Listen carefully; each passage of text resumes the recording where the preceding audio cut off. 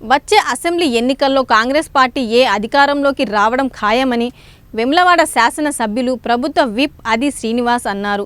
మొదటి విడత స్థానిక సంస్థల ఎన్నికల్లో భాగంగా తన స్వగ్రామం అయిన రాజన్న సిరిసిల్ల జిల్లా రుద్రంగిలో కుటుంబ సభ్యులతో కలిసి ఓటు హక్కును వినియోగించుకున్నారు.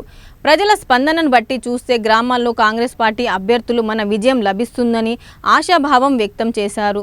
జూబ్లీహిల్స్ ఎన్నికల్లో వచ్చిన తీర్పు గ్రామాల్లో వచ్చే అవకాశం కనబడుతుందన్నారు. మీరు నిబంధనల ప్రకారం ఉండండి.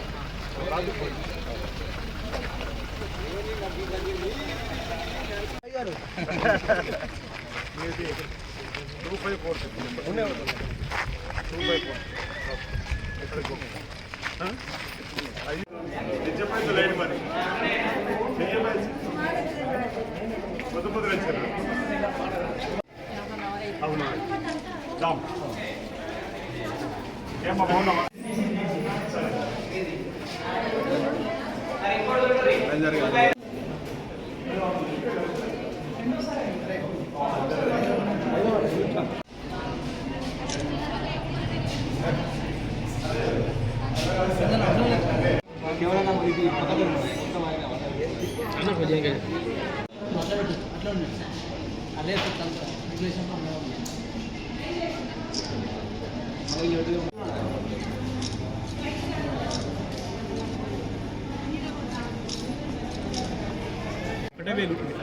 ఒకటే వేలు ఇంకా తెలంగాణ రాష్ట్రంలో జరుగుతున్నటువంటి మొదటి విడత సర్పంచ్ ఎన్నికల్లో మా స్వగ్రామైనటువంటి రుద్రంగిలో నేను ఓటు హక్కును వినియోగించుకోవడం జరిగింది. ప్రజల మూడును బట్టి ప్రజల స్పందన చూస్తే ఇటీవల జూబ్లీహిల్స్ ఎన్నికల్లో జరిగినటువంటి తీర్పు పోలే నోట్లలో ఈ ప్రభుత్వానికి తమ ఆశీర్వదిస్తూ 51% ఇచ్చినటువంటి పరిస్థితి ఇక్కడ కూడా కాంగ్రెస్ పార్టీ బలపరిచిన అభ్యర్థుల వైపు మొగ్గు చూపుతున్నట్టుగా కనిపిస్తూ ఉంది.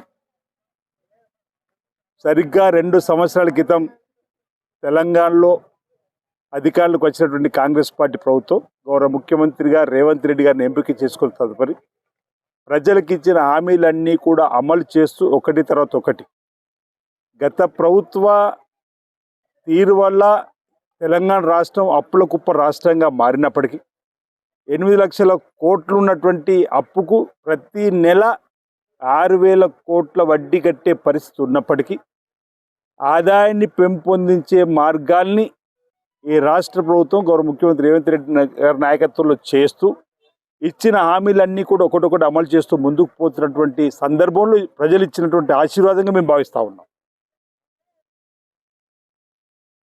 మీరు 2 రోజులుగా ప్రపంచ స్థాయి గ్లోబల్ సమ్మిట్ కూడా తెలంగాణలో జరగడం ప్రజలలో ఈ ప్రభుత్వపైన ఆంక్షలు మరింత పెరిగినాయి.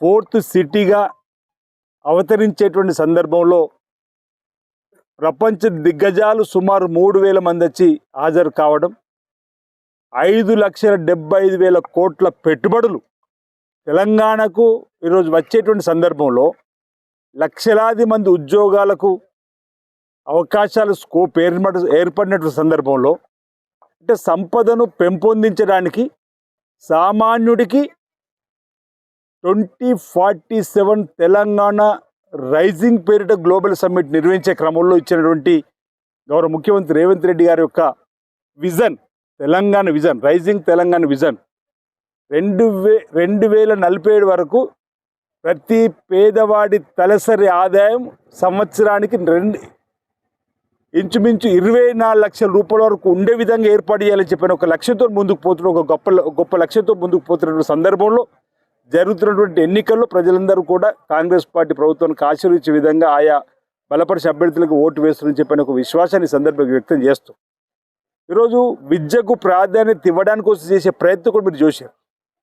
ఈరోజు యూనివర్సిటీకి ఓయూకి వెళ్ళడం ఇచ్చిన మాట ప్రకారం సుమారు 1,000 కోట్ల రూపాయలు వెచ్చించి విద్యాపరంగా పేదలకు ఉన్నతమైనటువంటి స్థితిలకు అంటే విద్యకు పెట్టేటువంటి పెట్టుబడి రాబో రోజుల్లో ఒక ఆదాయానికి సంబంధించి అంటే చాలామంది పేదలకు ఉపయోగపడే విధంగా ఓయూ కూడా ఈరోజు 1,000 కోట్లు వెచ్చించడం ప్రతి నియోజకవర్గం 200 కోట్లతో యంగ్ ఇంటిగ్రేటెడ్ స్కూల్ తీసుకురావడం, ఇవన్నీ కూడా మరి నిన్న గ్లోబల్ సమ్మిట్ సందర్భంగా కూడా ఇచ్చినటువంటి నివేదిక ద్వారా కూడా తెలంగాణకు సంబంధించినటువంటి పేరు ప్రఖ్యాతులు మరి ప్రపంచ స్థాయికి వెళ్ళిన సందర్భంలో ఒకరిద్దరు అంటే ఇక్కడ రాజకీయాలు చేసేటువంటి వారికి చెప్పే ప్రయత్నం చేస్తున్నారు.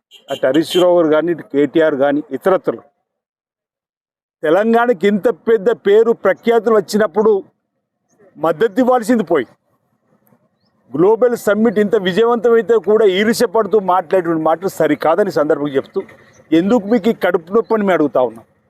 తెలంగాణ సబ్బండ వర్గాలు తెలంగాణ అభివృద్ధి కోరుకుంటే ఒకరు మీరు మాత్రమే విద్వేషపు వాట్సాప్ గ్రూపును దుబాయ్ ద్వారా ఎందుకు విష ప్రచారాన్ని ప్రజలకు తప్పుడు సమాచారం ఇస్తున్నారని చెప్పి అనేది ప్రజలందరూ అనుకుంటున్న వేళ మేము కూడా అంటున్నాం.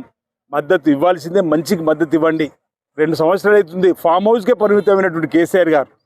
ఈరోజు మీరు కూడా ఇదే విధంగా చేస్తే మీకు కూడా ప్రజలు తగిన రీతిలో సమాధానం చెప్తారని చెప్పిన మాట ఈ సందర్భంగా తెలియజేస్తూ, నేను ప్రజల యొక్క విజ్ఞులు, ప్రజల ఆలోచన పరులు, నాకు తెలిసిన మటుకు వచ్చే అసెంబ్లీ ఎన్నికల్లో కూడా తెలంగాణలో కాంగ్రెస్ పార్టీ ప్రభుత్వమే రాబోతుందనే ఒక విశ్వాసం ఈ సందర్భంగా నేను తెలియజేస్తా ఉన్నాను.